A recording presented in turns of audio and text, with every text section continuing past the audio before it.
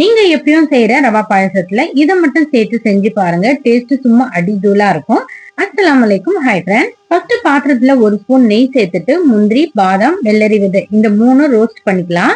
உங்களுக்கு எந்த நட்ஸ் பிடிக்குமோ அதுவும் சேர்த்துட்டு நல்லா ரோஸ்ட் பண்ணி எடுத்துக்கோங்க. இப்ப இதுலயே அரை கப் ரவா சேர்த்திருக்கேன். இதுவும் நெய்லயே நல்லா வறுத்து எடுத்துக்கோங்க. நான் 1 லிட்டர் பால் சேர்த்திருக்கேன். 2 பேக்கெட் பால் கட் பண்ணி சேர்த்திருக்கேன். பால் சேர்த்து நல்லா மிக்ஸ் பண்ணிட்டே இருக்கணும். கெட்டி இல்லாம மிக்ஸ் பண்ணிக்கோங்க.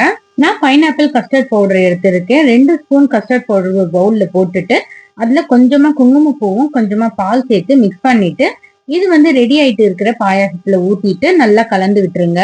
நல்லா வெந்து கொஞ்சம் திக்கா ஆகும் போது 1 கப் சுகர் சேர்த்து நல்லா மிக்ஸ் பண்ணிட்டே இருங்க. ஸ்டவ் மீடியம் ஃபிளேம்லயே வச்சு செய்யுங்க.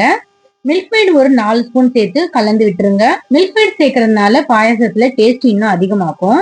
ஒரு 2 நிமிஷம் நல்லா கொதிக்கட்டும். அதுக்கப்புறமா சுட சுட இறக்கி சர்வ் பண்ணி பாருங்க. செம்ம டேஸ்டா இருக்கும். பாயாசம்ல நிறைய வெரைட்டி இருக்கு. உங்களோட ஃபேவரட் எதுன்னு மறக்காம கமெண்ட்ல சொல்லுங்க. பிடிச்சிருந்துச்சுன்னா என்னுடைய பேஜையும் ஃபாலோ பண்ணிட்டு மறக்காம சப்ஸ்கிரைப் பண்ணிடுங்க. Bye friends.